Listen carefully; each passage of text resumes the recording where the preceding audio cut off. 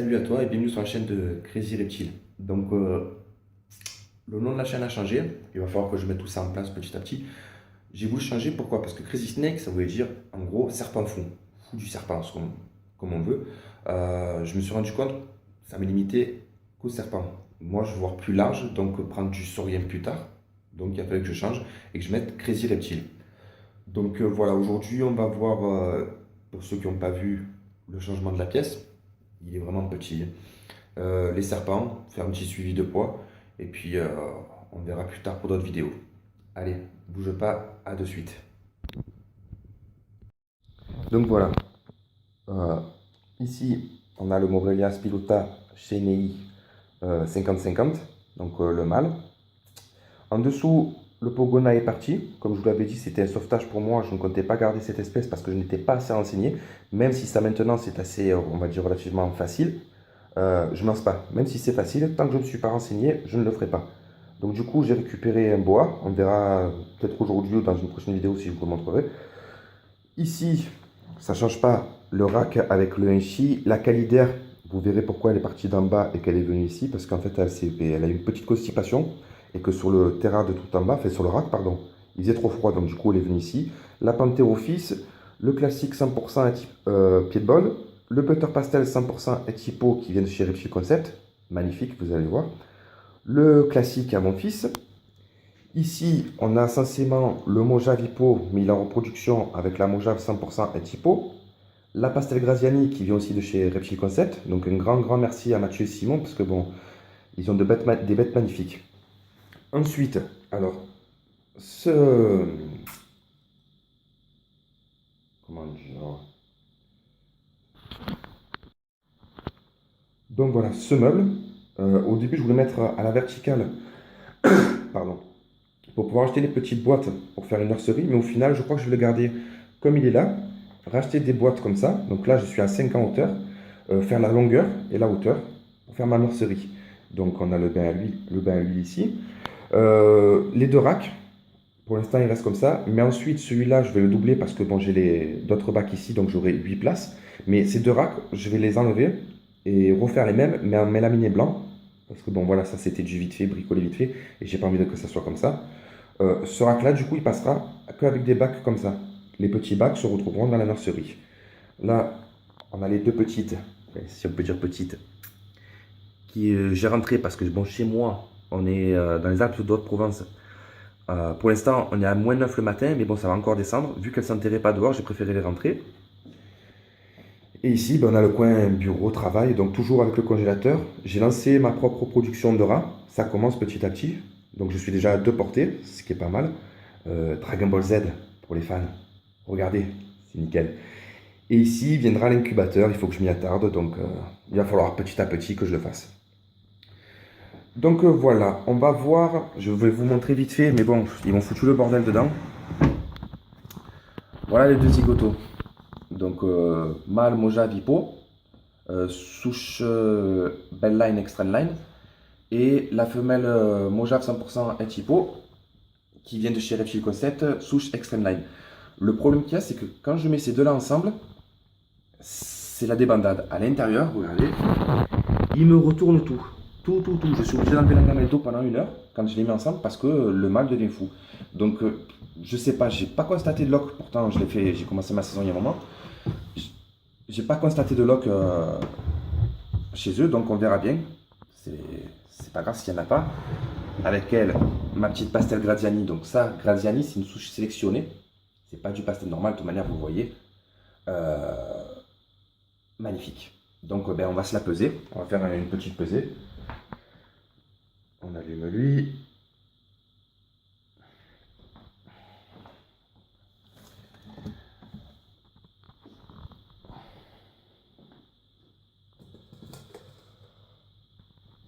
Donc avec madame, on est à 1,640 kg. Donc belle mémère. Et puis elle va continuer de grandir, de toute manière, c'est pas fini. Tuc. On la repose.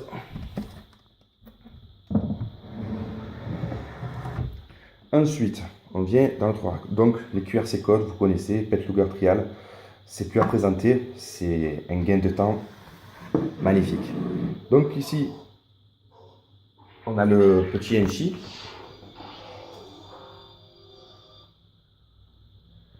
Excusez-moi, c'est l'ordinateur qui s'est remis en route. Le petit Enchi, possible fantôme. Donc là aussi, c'est pareil, vu qu'il a été avec ma femelle euh, Mojave. On verra bien s'il était vraiment réellement possible fantôme ou pas. Allez, Pépère.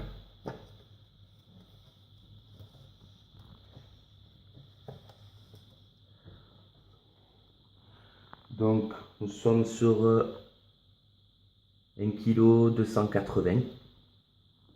Donc, pour moi, il a largement le poids d'être en reproduction, sachant qu'il y a des éleveurs professionnels qui mettent leurs pitons en reproduction à partir de 500 grammes. Moi, personnellement, je resterai plus aux alentours de 700. À partir de 700 grammes, je pense que ça peut le faire.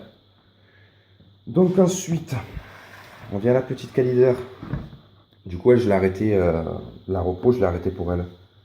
Elle a été prise, ça je le sais. Mais j'arrête, je ne veux pas risquer la vie de mes serpents, même de mes bêtes en général.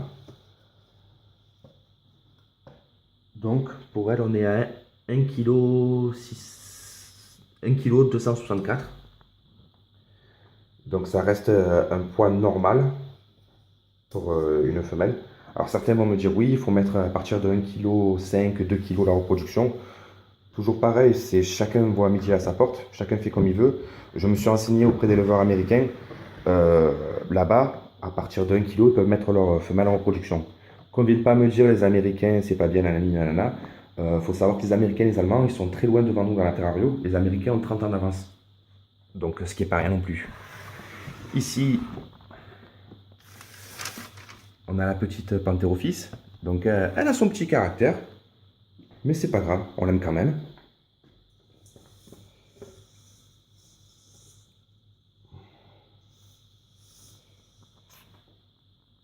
Donc, on est à 330 grammes. À savoir, quand je l'ai récupérée, elle faisait 200 grammes, un truc comme ça. Donc, elle mange de tout. Rat, souris, tout y passe.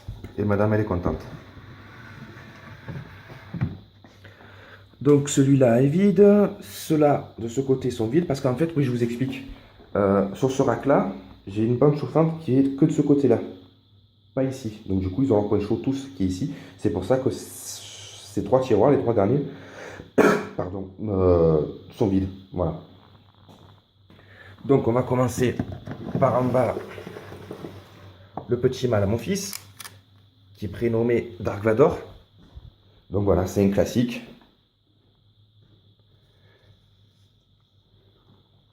On est à 503 grammes. Donc une croissance normale.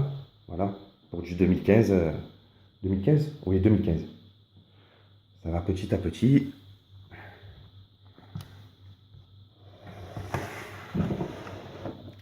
Ensuite, je saute un rack exprès, parce que bon, c'est ma petite merveille, ça aussi que j'adore. On est sur le classique 100% est pitbull, donc on verra pour l'année prochaine, parce que bon, lui, il n'avait pas son... Donc désolé, on a une petite coupure, manque de place sur le téléphone. Donc je vous disais, ici c'est le classique 100% head pitbull. Quand il aura le poids et quand la mémère ira mieux, parce que bon, le poids pour le moment, vous allez voir, voilà, 432 grammes, il n'a pas du tout le poids pour moi. Certains le feront avant, d'autres non. Il ira avec ma calider possible head pitbull. Donc on verra pour sortir du spied.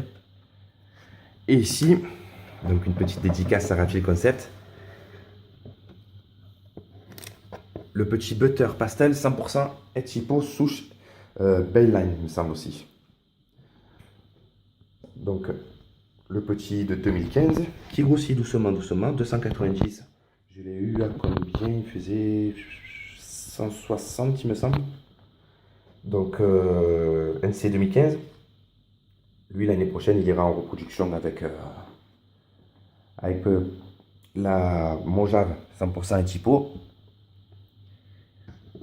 Avec la pastel Graziani. Et on verra pour la calider, je ne sais pas encore. Bon, ici maintenant je vais devoir couper parce que vous allez voir. Toc toc toc. Là. Quand on ouvre le Terra magique. Donc ne regardez pas l'état des litres. C'est normal, il faut que je change. Voilà, donc c'est un Terra, on va dire semi-naturel que j'ai voulu faire pour le Morelia. Monsieur, avec toutes les cachettes qu'il y a, donc il n'en manque pas, ne reste pas ici. On est dedans, on monte, on monte, on monte. Et voilà où il va se cacher. Donc à chaque fois, pour l'enlever, c'est un petit bins. Je coupe la caméra et je vous reprends de suite. Donc voilà, j'ai réussi à le sortir. Le petit de février de 2016, il grandit doucement, doucement. Donc voilà, après la taille adulte, hein, ça fera un beau petit bébé. Alors pas du tout farouche, vous voyez, il essaie pas de te choquer ou quoi que ce soit. Ça par contre c'est bien. Pour du Morelia, ça me la régale comme on dit dans le sud. Voilà, il essaye pas de niaquer, c'est un petit régal. Donc moi je vais le laisser retourner dans son terrain. Vous allez voir, normalement il va speeder.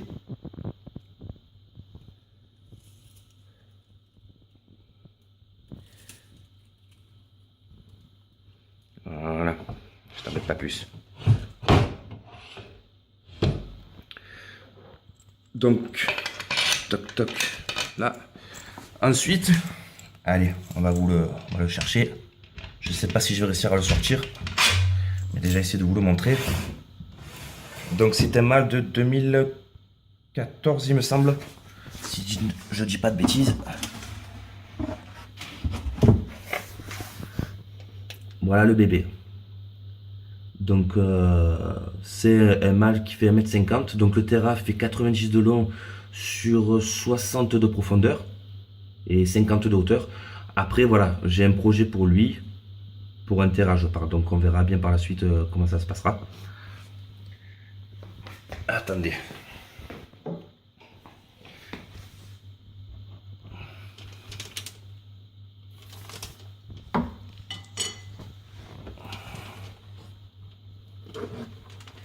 On va se le sortir.